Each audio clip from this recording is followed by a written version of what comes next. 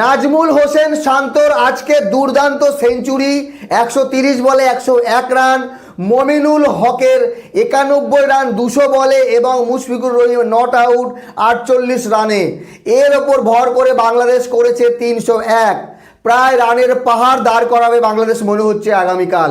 পাকিস্তানকে হারাতে হলে রানের পাহাড় দাঁড় করাতেই হবে। এই মুহূর্তে বাংলাদেশ যে ব্যাটিং করেছে মিরপুরের পিচ দেখে এখন সন্দেহ হচ্ছে। পাকিস্তান ভেবেছিল এটা হবে বোলিং পিচ, কিন্তু হয়ে গেছে ব্যাটিং পিচ আপাতত। আমার মনে হয় পাকিস্তান যখন ব্যাটিং করবে তখন সেই পিচ বোলিং পিচ হয়ে যাবে। বাংলাদেশের যে বলার দুর্দান্ত, নাহিদ রানা ফর্মে আছে, মেহেদী হাসান মিরাজ, তাইজুল ইসলাম তো স্পেশালিস্ট টেস্ট বোলার, এদিকে ইবাদত হোসেনের কামব্যাক, তাসকিন আহমেদ কি করবে দেখা যাবে। তবে এই মুহূর্তে মনে হচ্ছে বাংলাদেশ অনেকটা এগিয়ে। ঢাকা টেস্টের প্রথম দিনে বাংলাদেশের ব্যাটিং তাণ্ডব। প্রথম দিনে 85 ওভার খেলা হয়, 301 রান 4 উইকেটে। ঢাকার পিচে এত রান, পাকিস্তান ভুল করলো। টসে জিতে পাকিস্তান ব্যাটিং করতে পারতো, কিন্তু না, নিয়েছে বোলিং। পাকিস্তান ভেবেছে প্রথম ইনিংসে বাংলাদেশকে আমরা 100-150-এর মধ্যে আউট করব, তারপরে আমরা বড় স্কোর করব আর দ্বিতীয়বার ব্যাট করতে হবে না। কিন্তু এখন পাকিস্তানকে চতুর্থ ইনিংসে ব্যাট করতে হবে। সমস্যা দেখেন। আর এখান থেকে মনে হচ্ছে বাংলাদেশ 500+ স্কোর করবে এবং করা উচিত। আজকের দিনের হাইলাইট ছিল নাজমুল হোসেন শান্তর সেঞ্চুরি। নাজমুল হোসেন শান্ত 130 বলে করে 101 রান। মনে হচ্ছিল যেমনটা খেলছে বড় স্কোর করবে, 150+200 করলেও করতে পারতো, কিন্তু হয়নি। তো শান্ত তার আন্তর্জাতিক টেস্ট ক্যারিয়ারে 9ম সেঞ্চুরি পূর্ণ করলো। তার সঙ্গে মমিনুল হকের সেঞ্চুরি মিস। 200 বলে 91 রানের একটা ইনিংস, সেঞ্চুরি হতে পারতো, হলে ভালো হতো।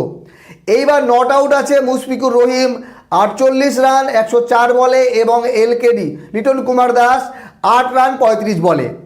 তো আগামীকাল প্রথম যদি হাফে লাঞ্চ অবধি খেলে নেয় লিটন কুমার দাস এবং মুশফিকুরের ভেতরে যদি 150 রানেরও পার্টনারশিপ হয়ে যায়, তাহলে 500 স্কোর হচ্ছে বাংলাদেশের। এরপরও এখনও মেহেদী হাসান মিরাজ আছে, তাইজুল আছে, তাসকিন আছে, মোটামুটি রান হবে। এইবার যদি বলি পাকিস্তানের বোলিং, আজকে পাকিস্তানের 5 জন বোলার বল করেছে। শাহিন শাহ আফ্রিদি, হাসান আলী, সালমান আলী আগা, নোমান আলী এবং মোহাম্মদ আব্বাস, 5 জনে মিলে মাত্র 4 উইকেট নিতে পেরেছে। তো বাংলাদেশ পাকিস্তানের ঘরের মাটিতে গিয়ে পাকিস্তানকে টেস্ট ক্রিকেটে হোয়াইট ওয়াশ করে এসেছিল। এবার সুযোগ এসছে ঘরের মাটিতে হোয়াইট ওয়াশ করার। প্রথম দিনের খেলায় অনেক কিছু নির্ভর করে টেস্ট ম্যাচে। আজকের দিনটি ছিল পুরোপুরি বাংলাদেশের। বাংলাদেশ এই মুহূর্তে বলতে পারেন ড্রাইভিং সিটে আছে। বাংলাদেশের বোলিংও ভালো।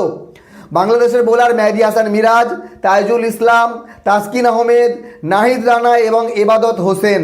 বাংলাদেশের যে কোনো একজনকে ভালো বোলিং করতে হবে।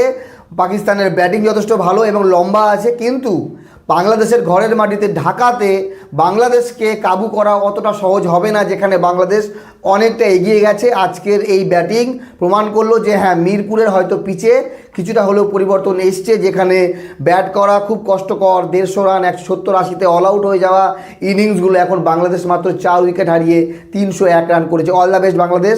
আপনাদের মতামত জানাবেন বাংলাদেশ কত করবে প্রথম ইনিংসে। আমি মনে করি এখান থেকে যদি 500 রান করতে না পারে বাংলাদেশ, তাহলে এটা বাংলাদেশের জন্য নেগেটিভ পয়েন্ট। ভালো থাকবেন সবাই, ধন্যবাদ।